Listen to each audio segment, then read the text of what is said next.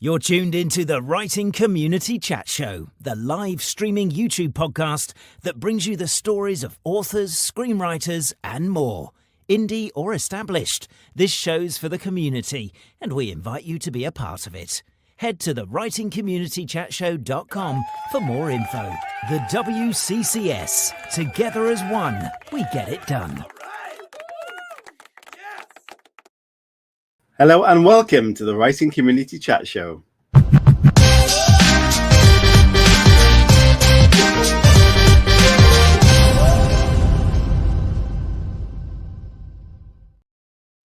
Hey everybody, and welcome to the Writing Community Chat Show for our second interview this week, the second of four, which is really exciting. And we've got a great guest on for you tonight. And I'm sure if you know this person, you'll be really interested in this. And if you don't, then you've got someone new you can follow and check out.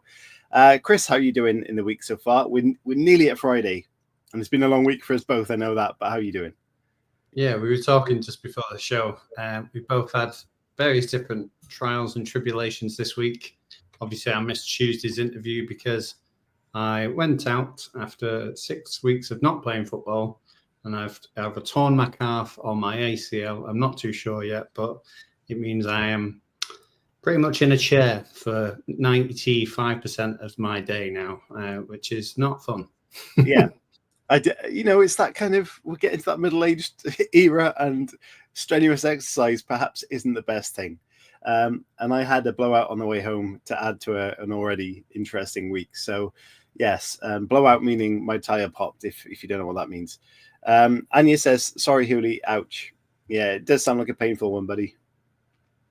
Yeah, when a part of your leg feels like it bursts and then it just feels like hot jelly, that's not fun. So yeah, I think I'll just stick to reading. It's the best leisure activity you could do. It requires no pain. I've never had so much as a paper cut from reading. So I think I'm just going to lean into that a little bit. I think you've put it out there now. That might happen. Yeah, maybe. Yeah, you'll have to let us know. With the two shows tomorrow we have planned. One that we wanted to get out there in the public, live streamed, won't be live streamed, unfortunately for you guys. It's a really good big guest, and we have to wait for the book release to release the interview. So we'll pre-record that tomorrow. But our show at 8 p.m. with Adele Parks will also be live like tonight. So you can tune in for that as well. She's celebrating her release, which is today. 25 years, 25 bestsellers. Incredible. We've had her on before.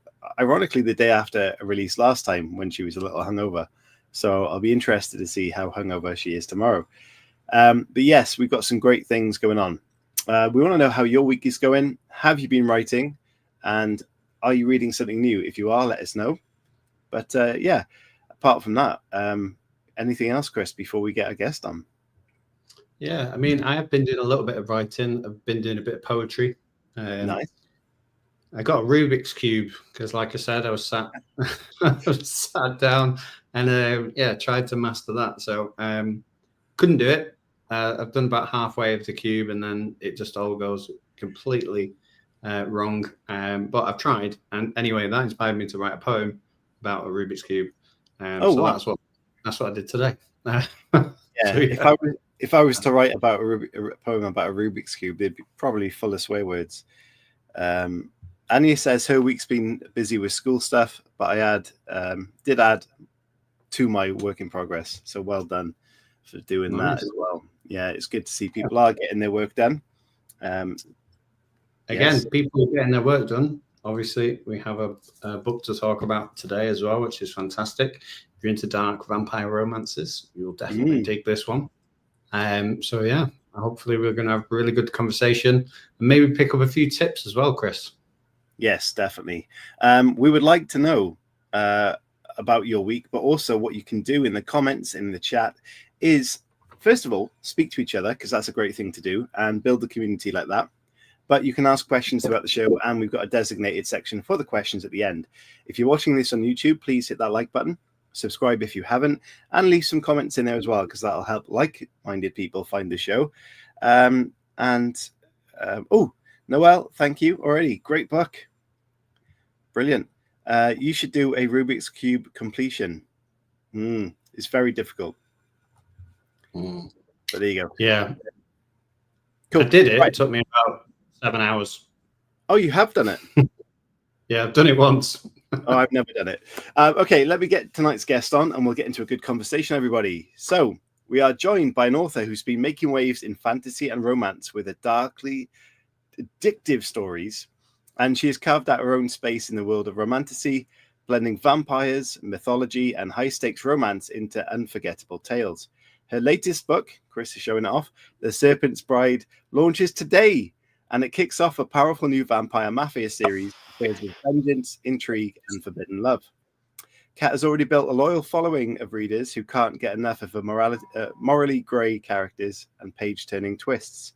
Whether you've been a follower of Kat's work for a while, or you're just discovering her amazing stories tonight, let's give a huge, warm welcome to Kat Kingsley. Hello.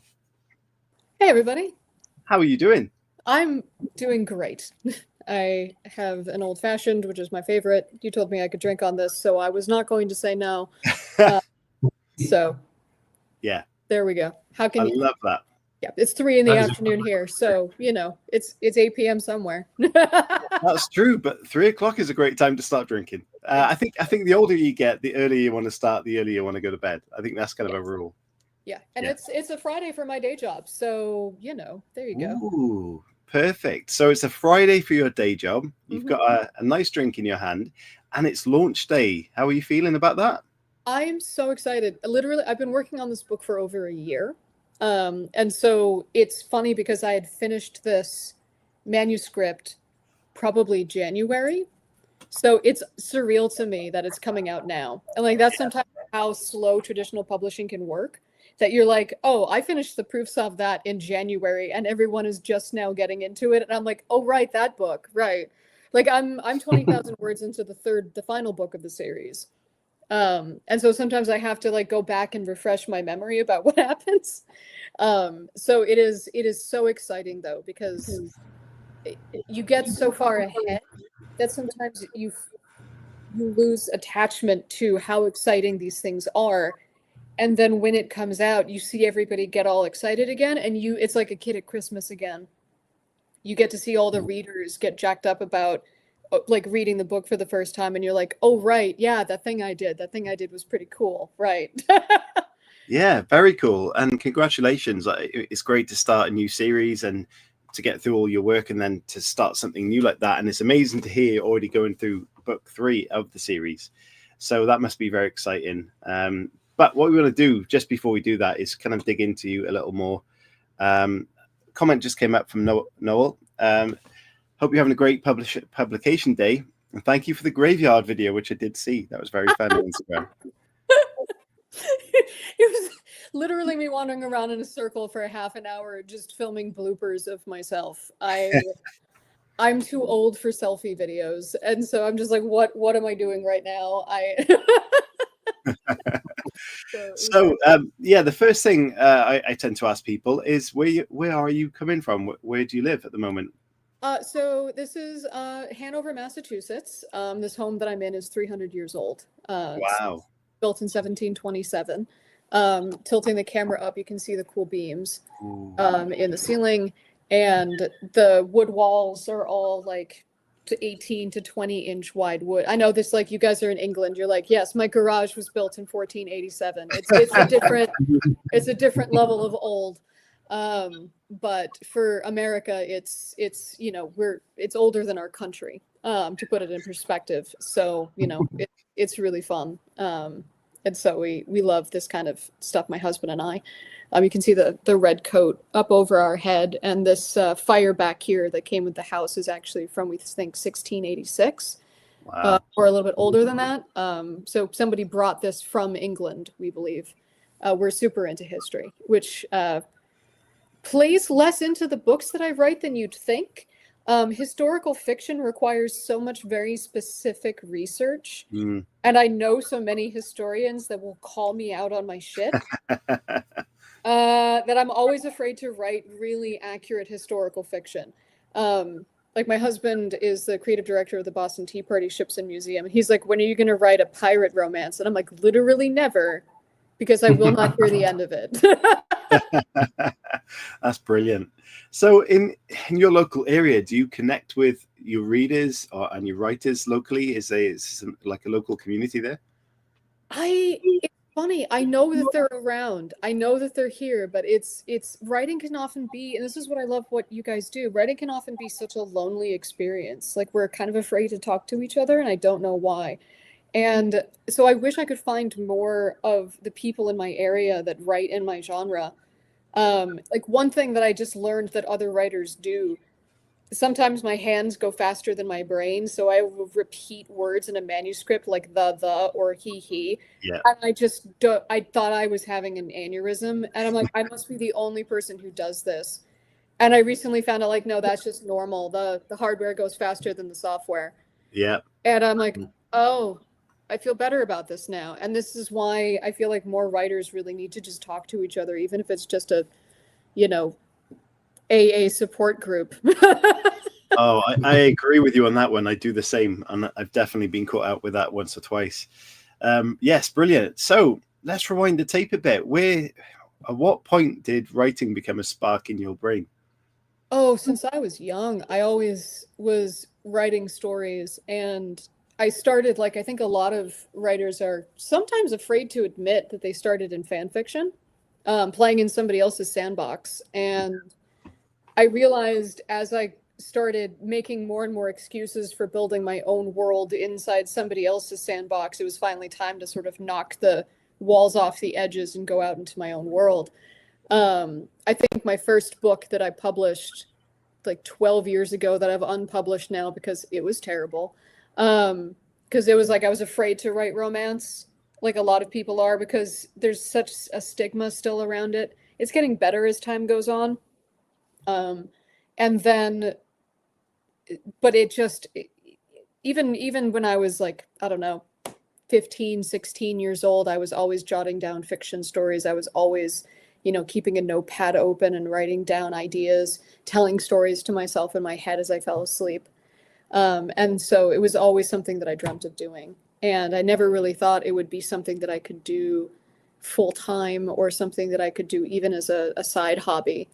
And to be able to do it now, both as a day job for a video game and as a novelist, and be able to do both is just wild. And it's two very different, distinct worlds of writing that both complement each other and are very different from each other in the same way. I'm going to take you back then, because obviously you mentioned about writing romance and playing in somebody else's sandbox. So I'm going to a twofold question. Whose sandbox were you playing in, and why did you want to start writing romance? Castlevania is where I started, actually. And it actually hooks into, people ask me why I write villain romance, and specifically villains with a capital V, and why I call it different than, say, like dark romance. And so all of the stories that I write feature villains that are sort of melodramatic and very spectacular in a kind of way. They all have a real sort of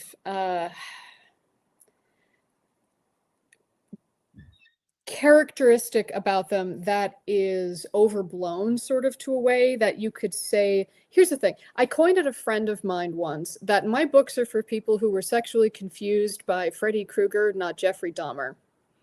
And I'm going to stick to that. They're kind of horror movies, not true crime. And I figured this out once, very early in my novel writing career, because as I was writing a book that featured a as I was writing a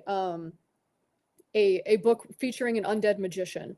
He had done horrible, horrible things. He had possessed a kid and made him hang himself. He had thrown the female character into a body pit and left her there until she screamed herself unconscious. And then at the penultimate scene, he reeled back and slapped the woman. The hate mail I received about the slap was unreal. And I was like, what is it about the slap that triggered people, where the crazy murder and unhinged stuff that he had done before then hadn't. And I realized the fantasy violence was fine because it was a horror movie. The real life violence that can happen to people day to day, that kind of abusive stuff, no, not in my books. And so that's why I call myself villain romance and not dark romance. So a lot of the stuff that you can find in your typical mafia romance or a typical like biker romance that a lot of dark romance authors can get away with isn't for my audience and isn't for my genre. My guys are much more Dracula, and that's where the Castlevania stuff comes in, where the very first time I ever saw a real villain romance was in Castlevania's Symphony of the Night for PlayStation, where Dracula is shown to have a non-problematic romantic relationship with a female human woman named Lisa. She has not been turned into a vampire. She's not evil. She just wanted to be a doctor. She was going about her merry old business, living in a castle with a bunch of monsters who are all killing people doing their thing. And she died because of a bunch of actions of a human, like the humans in town. And I'm like, where's that love story? Where's that novel? What's their deal? How did that happen? Like, where's that? Why is there no fiction about that? And I went looking for those books, and those books didn't exist. So I was like, okay, I guess I'm going to have to make my own. And so I set out trying to make villain romance a whole genre where it was truly where villains stay villains, where the bad guy gets the girl and stays the bad guy. But they are bad guys in a really melodrama kind of horror movie kind of way that you would see from, you know, the movies of the 80s or from typical like gothic romance type of stuff. They're all very fun. And it's horror and it's overblown, but it's like in one of my Dracula duets, he cuts off a guy's hand and like makes the guy eat it. And it's like, yeah, it's gross and it's horrifying and it's scary, but it's not something you would read about in the Sunday newspaper about some guy, like maybe in extremely rare cases, but it's meant to sort of be fantasy and for fun. So that's sort of like the line that I sort of draw between the two. And I think when I stray too far into realism, it really sort of puts off my audience. So what I find interesting there is when people tend to write something that's not out there already, it's quite hard to build up that following, unlike you have. So did you find it a difficult thing to try and build that author base and profile with a new kind of area of writing? I have a smaller audience, but they are a dedicated audience. So I have like a small group of very loyal readers, and then I have series that will either pop off or not. And so I have books that will be very successful because they hit at a time or they don't. But I have a core group of people that like live on my Discord with me that will be there with me till I like, you know, throw in the towel. And so I have a very loyal, very small group of followers that are slowly building as time goes on. But, you know, someone came in and screamed in all caps, like, Simon is my favorite person. Like, that's one of the main villains. That guy. Yep. Thank you, Minar. Simon is one of the main characters from one of my most popular series. And Raziel and Nadi are the ones that are in, you know, this book that just came out today. So people tend to find me from one book and then just demolish my backlog. Which is the beauty of having a catalog and a new series as well, because that can happen. Yeah. So it's tough being like your little niche, being like the island of like, I'm my own genre. Every once in a while I look at the people that are just like, I write cowboy romance, and that's like just what they do. And I'm just like, I wish I made 7 figures a year churning out cowboy romance, but that's not what I write. And I can't fake it. It's not in me. It's just not in me. Yeah. So you mentioned as well with this series being a trilogy. Was that always the plan, or did you just write one book and then think, oh, this has got legs to go elsewhere? It was always the intention to make it a trilogy. not very good at standalones. Even when I'm like, I'm gonna write a standalone, whoops, they're all connected. Like, I try so hard. I can't do it. And I found that, like, especially with my audience, they're always expecting a connected universe. And no else, like, no cowboy romance. But what about Western? Can we dark Western, Noel? How do you feel about that? I think we can do dark anything. I think I love when there's darkness involved in that sort of element that takes you away from the reality and puts you into an escapism. No dark Western, damn it. But yeah, I think so. Why not? Yeah. I was hooked with the pirate aspect, to be honest. I know you dismissed the bad pirates, but I was like, I do love me a pirate. I just laugh because my husband's gonna have to be sitting there like taking notes, being like, that's not a yardarm, that's a spar. Like, oh no. I think you're right though, because there is that pressure. You look at Andy Weir and doing all the stuff he does in the space world, and the accuracy he's got with that work, it must be an enormous pressure if you haven't got that scientific or research kind of ability to try and produce something that you think people will be happy with. I mean, the other benefit is I have the guy who like is the resident expert on like just the clipper ship traders for like, so I could just go ask him, be like, so what's the difference between this and that? But you know. Yes. Pirates, it's on its way. Yeah. And I love it when the villains get the girl. It's fun too, because like if you go out and you get a normal like bad guy gets the girl, it's like, oh, the first time that they get together, he's suddenly now like redeemed and is suddenly, because it's always hard to keep them the bad guy, and that is something that is hard to maintain. Like I have a problem of like over reliance on dream sequences, because like, yeah, it's really hard to keep the guy threatening and also have them hang out for a romance. So there's always like, well, I guess he's gonna have to stay evil, and we're gonna have psychic dream sequences, because otherwise she gonna get stabbed. And so there's a lot of reliance on like weird tropes to try and keep them dangerous but also romantic. So there's a lot of like weird gothic romance, like fantasy tropiness things that I have to keep doing, like, and insert another dream sequence.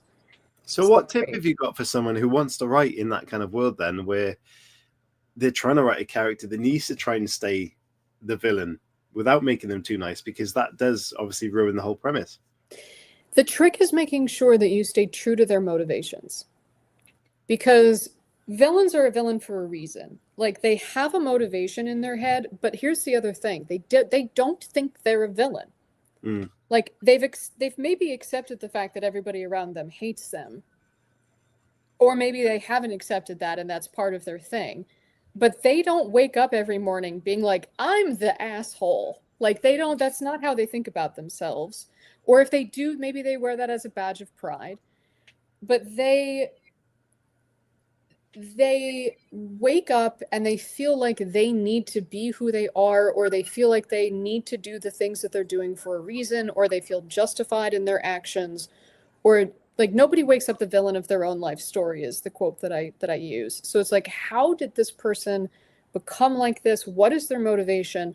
And stay true to that, and understand that motivation isn't going to change 100% instantaneously the moment they have sex.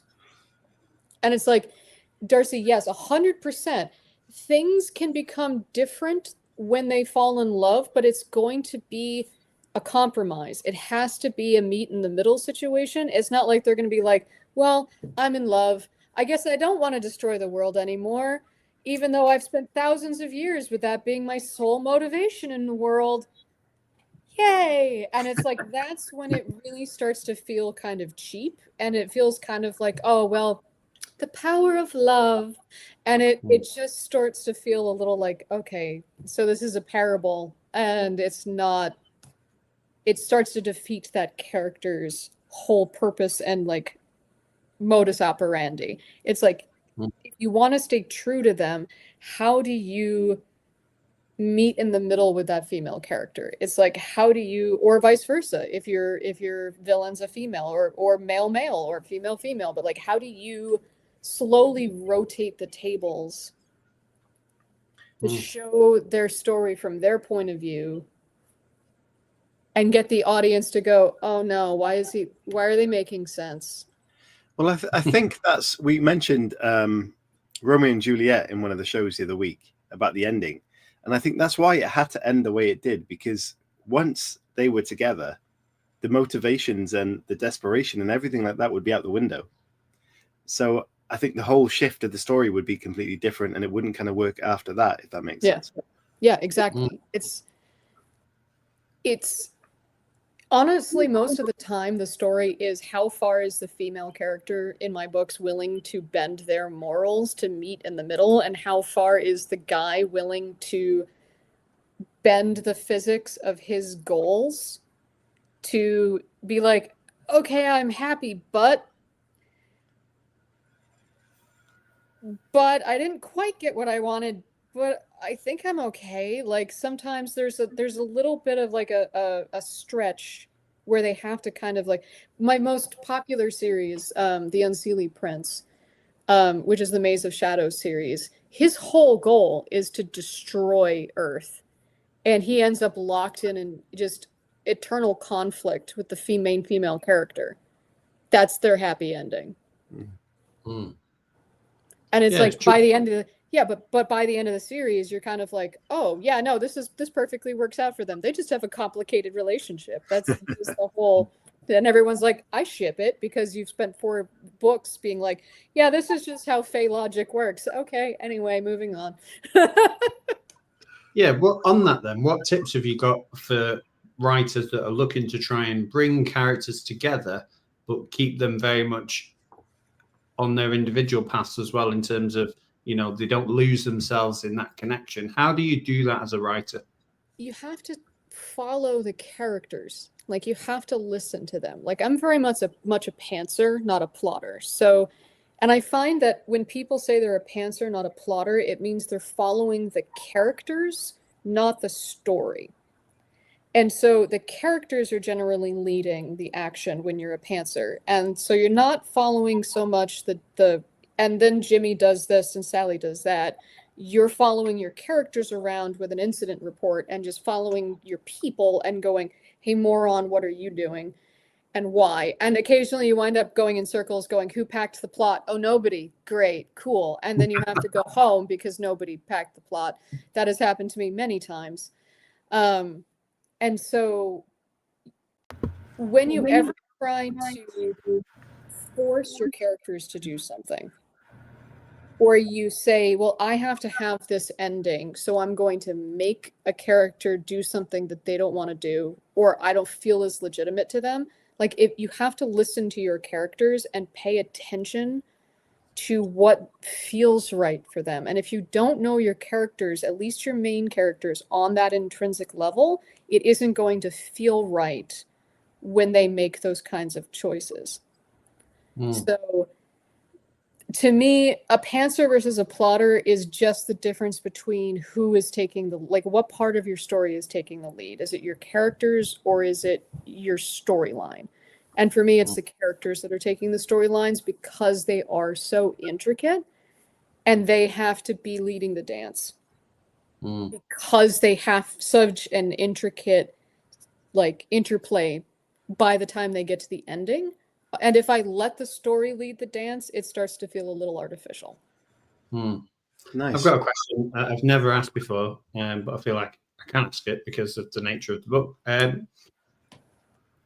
As a writer, what's the difference between how you build romance and write romance, and then the sex scene element as well? How do you do that? So me and Chris have talked about how awkward it is for a writer sometimes to write a scene of a certain nature, and we've both tried it and probably failed miserably. So, you know, it sounds daft me saying what's the difference between romance and sex, but on the page, what are you trying to do that's different there? So honestly, like, a good example of this is, so working with Second Sky, I have to be a little bit of a plotter. I have to come up with an outline and a synopsis, because otherwise books get recycled, and that can be frustrating. And so what will often end up happening is I will send an outline off and be like, and there will be sex scenes in here, and they will happen when they naturally happen. And that is just how it flows for me, because again, I'm a pantser, and the character moments happen when the character moments happen. So for me, it's sort of like, and then suddenly, well, okay, and now they're just going to, and now this, all right. And so it's very much natural in the way that two human beings are just gonna, when they're getting romantic, are just gonna, and so that's just sort of how it happens in the book. When I'm writing it, I don't think about like, I have not met my quota of precisely 2.75 scenes in this book. Occasionally, in retrospect, I will look at it and be like, well, there's like 5 in the first book and 0 in the second book. I should probably reader expectations and all. But so I will sit there and be like, is this an editing thing? Should I maybe go back and polish this? No pun intended. Cheers. Yes, well done to that. Welcome to being a romance writer. Everything's fun. Everything. My poor day job coworkers. I'm just like, everything is that's what she said. Joke. I'm always making them die laughing in meetings. Innuendo all the way. Always. Yes. Always. And so anyway, so I try to just let things happen naturally like that, because also if you're trying to, again, while talking innuendo, if you're trying to shoehorn things in there, again, it feels inauthentic, and it's not going to be an enjoyable experience for either me as the writer or for the people reading it, because it's going to be like, well, okay, why? And it won't flow naturally for anyone. I'm just going to leave that there before I get myself in trouble. You won't on this show, trust us, we're fine. I was going to say, how do you know where the cut-off point is? Because like I've read novels where they close the door and that's it. And then I've read ones where they go into a little tiny bit of detail, but then they stop. And then I've read others where I'm like, wow, this is like a whole chapter of a sex scene here. So again, from a writer's point of view, what are you trying to do in terms of like the craft of that? And when I said before about the romance, I'm just going to bring it back to that. How do you subtly develop a romance over the course of a series? It depends on the characters. The characters, again, I let them sort of drive the show more often than I should. And the characters are often setting the pace and the tone. And I think sometimes, even as an author, I think sometimes I can't pick a lane because the characters are driving so much. Raziel and Nadi are so stabby and so after each other that this book is a lot steamier than some of my other books, because of just the dynamic between these two and the way that they went after each other. If you were to pick up a book like the Iron Crystal series, those characters are a little bit more standoffish in the beginning because of just their characters and the way that they're much more of a true slow burn. They take a lot longer to sort of get into each other. Again, that's what she said. And like, it's about what feels authentic to the characters, their situation, their personalities. And it's not just like, okay, now Kish. And it's like, it takes exactly 78 pages. And it's like, you have to figure out how long it's going to take these characters to do it, again, naturally, because of how the innuendo, again, I don't know how to talk about this without literally just going for it. The we could do this all day. I mean, yeah. And that's literally what I do. So the dynamics between different characters, when you're building the romance, you've built them into a situation, you've hopefully set them up with enough conflict that what I try to do is I have my characters that I've built up, I put them in a cardboard box, and then I've shaken the cardboard box, and I've basically got 2 feral cats in there, and I'm just like, and I'm just like, okay, now what are they going to do? And I'm just writing that incident report. And so what those two cats in that cardboard box, which is all the world building I've done, is going to be different depending on the series, depending on their situation, depending on all of the side characters I've given them. And it's just going to be nuts depending on how it all goes and how it all evolves. So it is different for every single series, every single character set. Schrodinger's naughty cats. Yes, exactly. Schrodinger's naughty cats. And I think that's what's so much fun about starting a new series is like, okay, so what are these two psychopaths going to do to me this time? Like, how crazy are these people going to be? And that's what's also fun about villains is because they can be so unpredictable and they can go anywhere, do anything, and will do anything.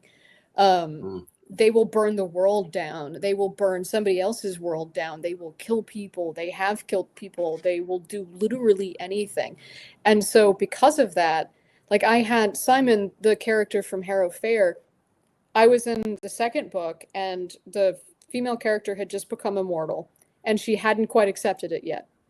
And so I had like 4 chapters planned where the other characters were going to gently step her through the process of, I'm so sorry, you're stuck in this circus forever and you can't ever leave and you can't die. And then I realized the psychopath still had the gun she brought. And so he was like, I'm bored, and shot her in the chest. And I was like, well, there goes 4 chapters of work, because I was like, that's an authentic thing he would do. And I have to follow the character. And so you just have to let them drive. And it's like, and she broke his nose with a frying pan at one point, and yet they still got together, but not until book 3. And it's like, it's just a slow burn. So sometimes they get it on in book 1. Sometimes it takes them till book 3. And you just got to let it happen in the natural course of action. Yes, we do. Brilliant. Okay, what we're going to do, we are enjoying the conversation. Yes, we are passing the moments where we need to do little bits. So we're going to play a little advert now about the Kindle Storyteller Award. Indie authors, pay attention. We have until Sunday to enter this if you are going to do that. And it's a very simple thing to earn you £20,000 if you become the winner of that. We have recently interviewed recent winners of that. We're going to play a little trailer. So please do, if you're tempted, just do it. You never know. So here we go with a little trailer, and we'll be right back after this.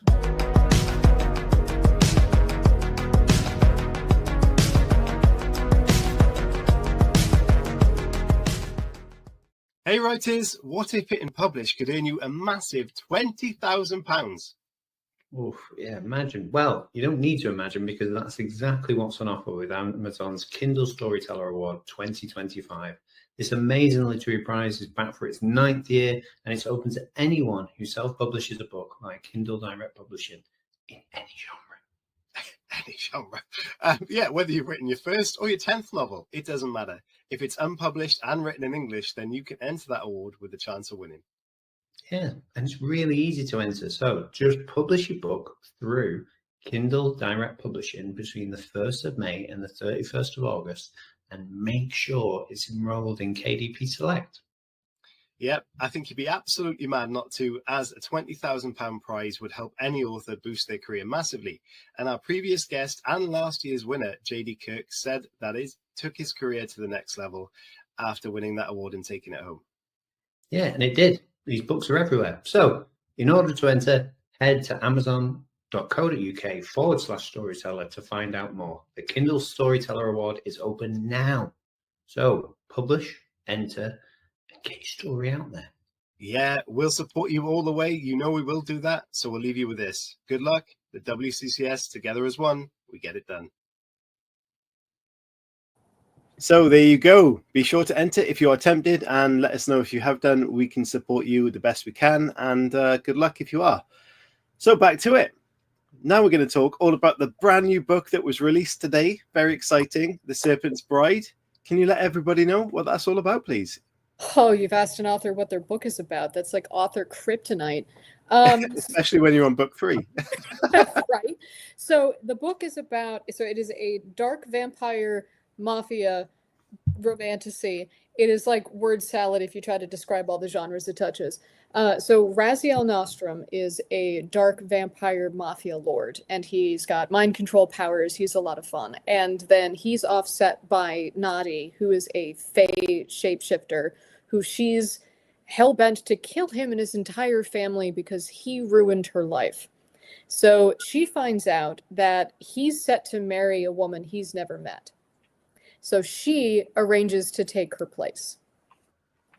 And so she basically bribes the woman to like run away.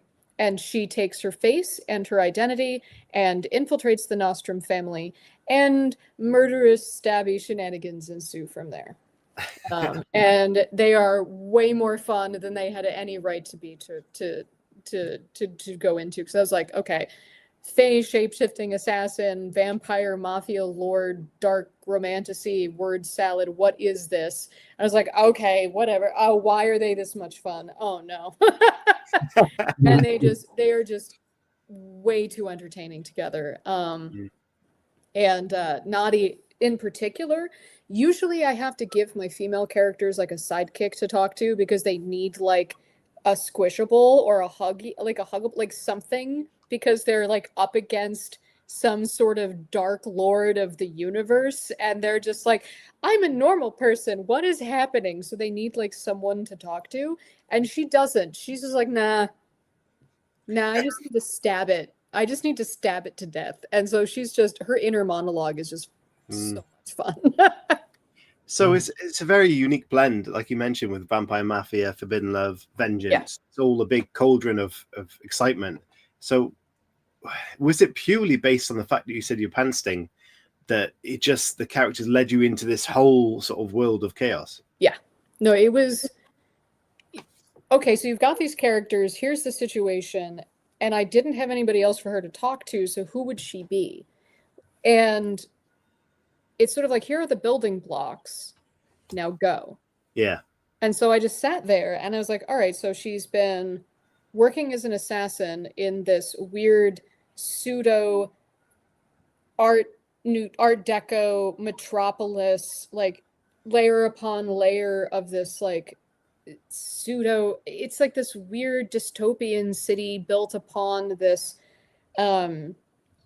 island that is like trying to hold back this encroaching like wild of just nature that's trying to consume it, that's being ruled by humans and vampires. And the fae are like this like weird race of like creatures that are being relegated to the underground and like being forced into the outside of the city. So like there's this whole wall that they can't go outside of in the metropolis.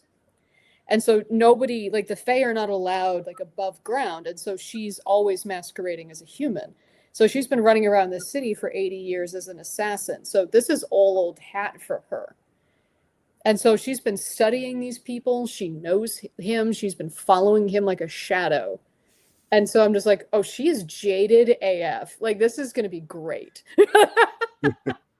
Like, all right. I was going to say, how much of your characters, it sounds like quite a lot, but how much of your characters do you need to know before you actually start to get words on the page?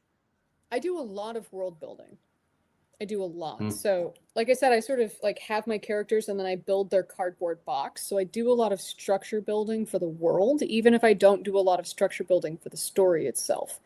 So I build their like stage, right? Like, so I have to have a really solid set for them to play on, because even if nobody else sees it, like even if it never makes it onto the page, I need to know the world rules.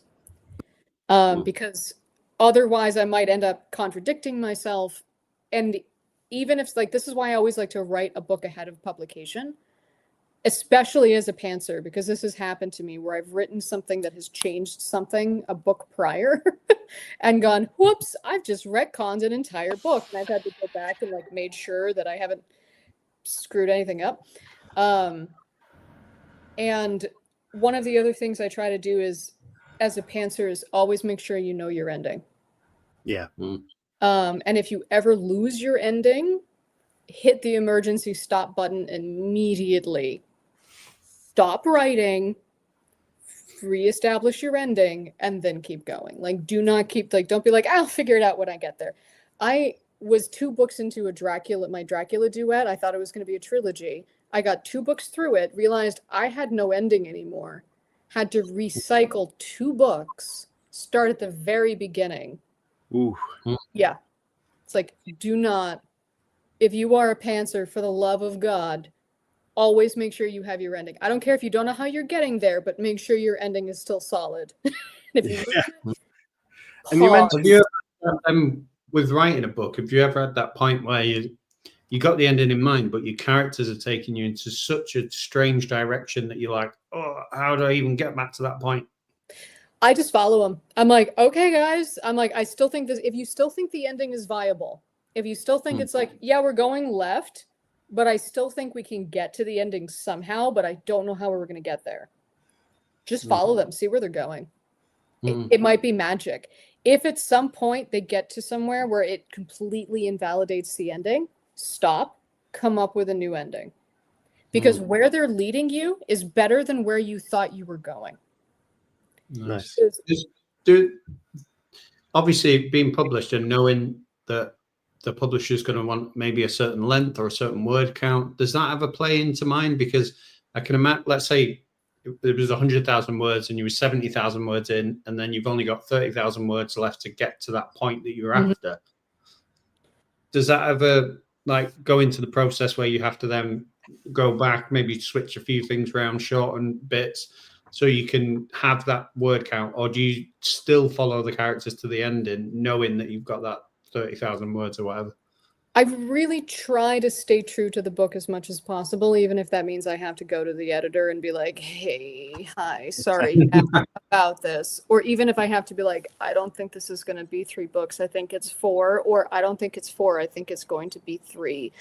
And oftentimes they will work with you because they understand. Like, a lot of these people have been through it, or they're writers themselves, or they get it, or they will be like, cool, let's see how we can make this work. And they will negotiate. Like, publishers are not evil. They are human beings, and they will sit down and they will work with you.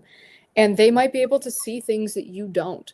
Like, a lot of the stuff that came out in the series that is genius came from my editor, because I could not see the forest for the trees. Because I'm in it, literally wandering in circles with my characters being like, I don't know what's going on. And my editor was like, have you noticed that there's an exit? And I'm like, oh, thanks, Jack. And I just like, it's just right there. So it's always good to have someone that's there to just help you. Yeah. And that's something that an editor can do that an author can't, because you're just so in it, you know? Yeah, we get a lot of people watching the show that are writers as well. How does that process work in terms of, like, you know, when you're writing a book and you get into that point, do you pitch the book first and the ideas, and then you get to a certain point and send it to your editor? Like, how does that process work? It depends. It depends. Sometimes I'll have a story and I very much want it my way. And if the editor doesn't want it, I will self-publish it. If it's a story and I go, hey, I think this is something we could work on together, we'll workshop it together because it's something they think they believe in. Other times I'll go to my editor and go, what do you guys want that I think I can write? And we'll workshop something together. That's very much how Serpent's Bride went. And they were like, we think we could do something with this. And I'm like, that sounds weird. I'm into weird. And so that's where the story came from. I love that. Yeah. No, it was, I'm always up for trying new things. And so it's fun to sort of see the different ways the processes work. I just wanted to ask that you mentioned that this book is a little bit saucier than your previous ones. How is that being received by your readers? I don't know yet. I think good. I always keep my sex scenes kind of on the tasteful side. You asked earlier, Hooli, because CJ and other Chris, because you're both Chris. So there's like tasteful, closed door, like, you know, won't someone think of the children? And then there's like full after 2 a.m. like TV adverts. I try to keep it HBO. Like, if you can watch HBO, you can probably, you know, it's not going to be anything that's fully shocking to people. I am getting more and more into monster romance by benefit of the people whose books I read, so it's getting a little bit friskier as time goes on. But I try to keep the language that I use at least tasteful, because there are certain crass words that will get thrown in as far as descriptors goes that always just like rips me right out of the fiction, that I'm just like, you can allude to what it is and we all get what you're saying here. You don't need to drop like all of the 4-letter words in there that we all know, because it's like, it's not in keeping with the rest of the fiction. And it's like, well, now I'm just giggling because I'm a 12-year-old boy. So I'm just laughing because you said tit in the middle of this thing, and I'm laughing now. So I just try to keep it, classy. I just had a quick look at the reviews on there already, and one of them states how amazing the narration is on the audiobook. Did you have much input to that? I like to let other artists have fun with like the thing that I try to do the most, and I work with a lot of voice actors in the day job as well, is like, once somebody gets something to then put their brushstroke on, be free. Yeah. Right. And so once an audiobook narrator has been chosen, I'm out of the process.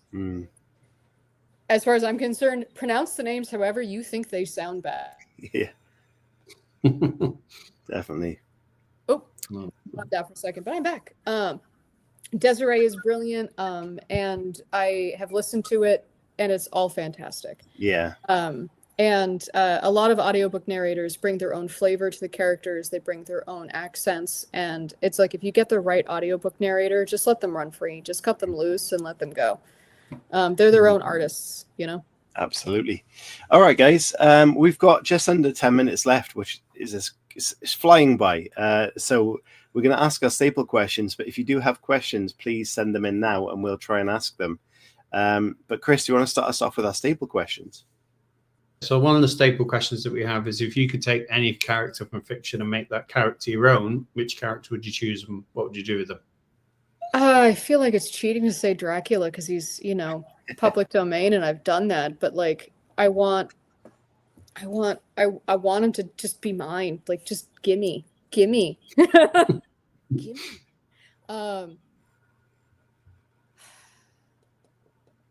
Yeah, I'm gonna just have to stick with Dracula. He's just too good. He's just too good, and he's just too much fun. That's so flattered. Thank you, Noelle.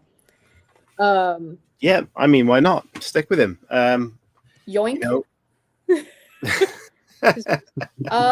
Phantom of the Opera is another one that I would steal and run away with. I think he is most people's introduction to villain romance, even though he's just more angsty romance than he is villain romance. But he's most people's starter for that. And yeah, definitely. I was going to say with that, do you know what you're writing about when you're writing? Like, not just this book, but lots of, like, all your writing. We've asked that a few times. It's quite a tricky question in terms of, like, you've obviously got this appeal in a very niche area of writing. So is there something under the surface that you, on reflection of a few books, you think, oh, I'm actually writing about this? There are times that I'm including themes on purpose. Other times there are themes that I look back and I go, oh, yeah, okay, yeah, that is an allegory for this that I completely, utterly missed. Other times, what I tend to include accidentally a lot is inclusion for disabilities. Both myself, because I have disabilities, and I have friends who are disabled. I tend to include them just by default because I'm like, well, everybody's broken, right? So I'm just like, and this person has this problem because we all are broken. And everyone's like, you're so inclusive. And I'm like, I am. Because I just take it for granted that a lot of people don't have random physical ailments that clog their day up. So that is something that I just tend to de facto include. But I don't generally go in trying to make a statement. Because I find then I'm trying too hard. I let the statements be made, and I let people draw those conclusions where they may. Nice. Okay. If you could take the ending of anything in the world of fiction, be a TV show, a movie, or a book, and change the ending, what ending are you going to change and why? Okay, I'm gonna have to go with Law of Recency. We just rewatched, for research's sake, the entire Deadwood series on HBO. I don't know if you're a fan. I got really upset because the ending of Deadwood season 3 was kind of crappy because they got canceled unexpectedly, and then they got a chance to do a movie. And then they did the whole movie, which was basically just the ending of season 3 again. Because when you watch them back to back, and because there was like a decade in between them, and so most people were like, yay, it's been a decade. We get to see our favorite characters again. Most people watching it probably didn't realize that they just redid all of the plot points from the end of season 3 again in the movie, and then didn't resolve anything that they didn't resolve in season 3. So it just redid the whole problems over again. And I was like, what are you doing? Why? It's like a giant recap. Yeah, it was a giant recap that went nowhere. And then all they succeeded was kill one character. And I was like, why did we just sit? I mean, it was nice to see all the characters aged. That's nice. Thank you. Anya says she was so upset about that as well. Yeah. And I was just like, wait a minute. So this character is still in this situation. This character is still in this situation. They've reset this, they've reset that, and now this guy's dead. Great. Awesome. Why did we just watch this for an hour and a half? So I would take that and, maybe write some plot that happened. Anything. Maybe. Because the characters in that show were so good. Talk about a show that existed on vibes only. And just amazing characters. Nothing happens for that last season. Amazing show. Zero plot action. Excellent. All right, we got a couple of questions in there. We'll ask those quickly. If you could take a writer's retreat anywhere, where would it be? Honestly, I was recently in England, and it's just awesome. I loved London. I would probably go back to London for a writer's retreat. I think there's so many cool places to go, cool old things to see, great food. I would go back to London for a writer's retreat. Nice. I think there's just stuff that's like food for thought, because I'm a people watcher. Yeah. And I'm not like go on a retreat on like a distant shore where there's no people. I need to go see things, get input, and then go write kind of person. Yeah. Thanks for the question, Anya. She said Edinburgh is also awesome. Oh, yeah. For similar reasons. Nice. And Noelle, thank you. She says, if you could write in any other genre, what would it be? And added, not cowboy romance. Oh, Noelle, you're going to be so sad. Although I think that series is going to be self-published, so I think you're safe there. Because I think I'm going to hell. But I think it's going to be a sneaky Western, so I think you're going to be safe. I don't know what a sneaky Western is, but it's one that creeps up on you. If I could write in any other genre, I feel like sci-fi is cheating because that is my day job. You know what? I think I wish I could do like straight up like murder mysteries. Like straight up good murder mysteries, like Knives Out style, really good whodunits. Like those are so much fun, and I love that kind of stuff. I just don't think I got it in me, but that would be a lot of fun to write. It's just also not my genre, and it's also probably a very crowded genre. I wouldn't know where to start, but that Did you ever think of maybe putting your own spin on it in terms of having the same sort of concept of like Knives Out, but adding the monster element in there and having, I'm thinking Mary Shelley went to a retreat, that type of style. Oh yeah, with some monsters thrown in might work quite nicely. That would be fun. The ghost story that I told, the slappening, that's the name that I called the thing that happened with the guy who, I actually took the slap out of that story. I went back and edited the series because I have no problem triggering people, but I want to make it on purpose, and I didn't mean to, so I went back and took that out. So I call that the slappening. That actually kind of was a mystery because it was like she was trying to uncover what was going on. And I had a lot of fun with that. So doing more mystery elements in a story, I think would be kind of fun. But they're hard to write because you have to know the answer. It has to be a legit mystery that you are drip feeding to the audience. So they have to be solvable mysteries. But you have to be drip feeding them to the audience in such a way that like they can't solve it until the end, but they could have solved it if they were smart enough. Which means that some people will solve it immediately, and some people will get to the ending and be like, I still don't get it. And so there's like a bell curve of people that, like, that's why mysteries are hard. It's like designing an escape room. It's like some people will never get it, and some people will get it in 7 seconds. So it's like, how do you design? Sorry, the game designer in me is coming out. Yeah, I love that. So we might have a couple more questions, but before we go, where can people stalk you on all social media? Where can they buy your books and things like that? Yeah, so you can find me obviously on Amazon. If you just search for Katherine Ann Kingsley, you can find me at katherinekingsley.com. You can find me at Instagram at /Katherine Ann Kingsley. I have a Discord where I'm there all the time. And so you can find that link on my website. And so if you want to come ask me weird questions, you can come do that at any point. I'm always there. So hit me up on my website that has all of my socials and a contact form. So buy my book. Okay, thanks. I love that. Stalking in the shadows of Discord all day and night. Yes. And obviously, we mentioned briefly Second Sky, so I'm just going to say it again. But if you had to recommend an author from Second Sky that your readership might enjoy, who would you recommend and why? The author who wrote Phantasma, Kaylee Smith, her book is fantastic. And I'm sure most of the people who are going to pick up my stuff are going to pick up their stuff. So her book is fantastic. It's about a necromancer basically and the ghosts that are like, it's fantastic. And it's very much in the same paranormal vibe. And it's just taken off. It's a New York Times bestseller. So again, it's going to lap me many times over. So again, it will be a reverse feed. But that stuff is just always up my alley. Brilliant. Yeah, we love a good recommendation. Yeah.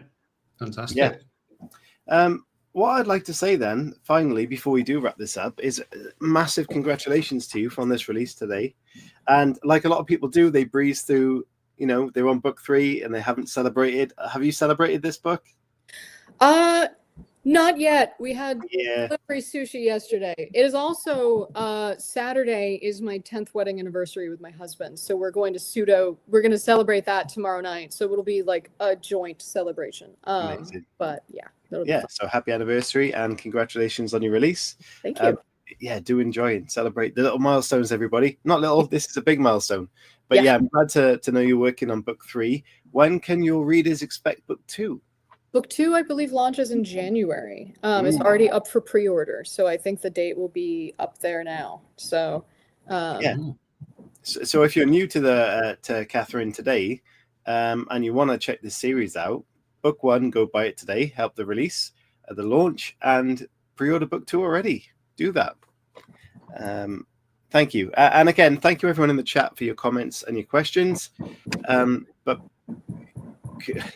what's that noise? Oh, that's the they've lapped the house. So. I've been watching them behind your head. It's been great. Yeah, I apologize. Not at all. It's been fantastic. And thank you for the comments. Actually, this question now, it's been bugging me, Chris, but we've got to ask it. It's the looking back question, and you're the expert at that question, Chris. So can you ask that one before we finish up? Yeah, so I'll just reiterate some of the things that people have said. Great interview. Really sounds really interesting. Congratulations on the release. Happy anniversary. Phantasma is excellent. Spoiler alert from Noelle there as well. Lots of congratulations. And we're going to bring it back to a bit of a morbid element, which is you're on your deathbed. You're looking back at your writing career. What would you be happy with? What is success to you? I'm waiting for the guy who's slowly. It's like he's started over there and he's slowly making his way that way. What's interestingly is they left 10 minutes ago. Whoa. Yeah. I used to be a tour guide. Don't get me started. I could go on about the Winchester Mystery House, San Jose, and I didn't even work there. So if you asked me when I started publishing in 2019 what success looked like, and you showed me a picture of now, it would be success. If you asked me now, am I successful? I would go, That's the thing that's tricky, isn't it? Is because success always feels relative. And I think I have a critical case of like envy is my sin, right? Like I'm always looking at somebody else and always comparing myself to somebody else's success. And I don't feel successful, even though I know authors would look at me and go, I wish I was successful as Kat. And I look at other people and I go, oh, but look at how well their book sold and how many reviews they have and how well that did. I wish I had that. And it's all, sometimes it just comes down to luck, and it just comes down to the day your book launched and did it get marketed right on that right day, and did the stars align, and did someone post your thing on TikTok randomly? It's like my first book that went viral because some random lady in Malaysia did some dub over video, and then it went to 18 on TikTok, and now because of that I have a job working in video games writing for a living. Like it was just chance that did it. And it's like you spend your entire life building lightning rods for success, and every time you write a book you're building a lightning rod. And so I feel successful because I haven't given up building lightning rods yet, and I'm getting better at building those lightning rods. So I can understand the fact that like I'm comparing myself to other people. So that's why I don't necessarily feel as successful as I feel like I should. I think, though, the fact that over the past couple of years, I've been able to become a full-time writer in my day job and also continue to write novels is something that I never dreamed I would be able to do. And I don't know if you could call that anything but success. Even if it isn't to the degree that I'm like, yes, I have a Netflix special, you know what I mean? Like whatever. Everything is relative. Yeah, brilliant. No, it's a very profound response, and we've never had the sort of lightning rod scenario, but I definitely agree with that in terms of, you know, you're putting them out there. Each one, you never know what the longevity is going to be with those lightning rods. So yeah, keep going. Brilliant. Again, thank you everybody for tuning in. Again, if you can, hit the like button, leave a comment and subscribe. Other like-minded people will find the show. They'll support us, they'll support our authors, and that will help grow the community. So please, can you do that? We would much appreciate that. But all we can say is, Catherine, you've been absolutely wonderful. Brilliant conversation. The fact that you said you're a tour guide and the video games aspect, I'm sure there's another conversation in there, especially Halloween creeping up. We can get you back on, I'm sure. But thank you so much. You've been a wonderful guest. I love your story. I love what you're doing. So all the best from me. Thank you. Thank you so much. Yeah, thank you guys. And don't forget to join us tomorrow because we have another live show with Adele Parks. And yeah, we'd love to see your faces again before the weekend is finished. So yeah, enjoy Friday. Yes. Come and see us. Thank you, everybody. Bye. Bye.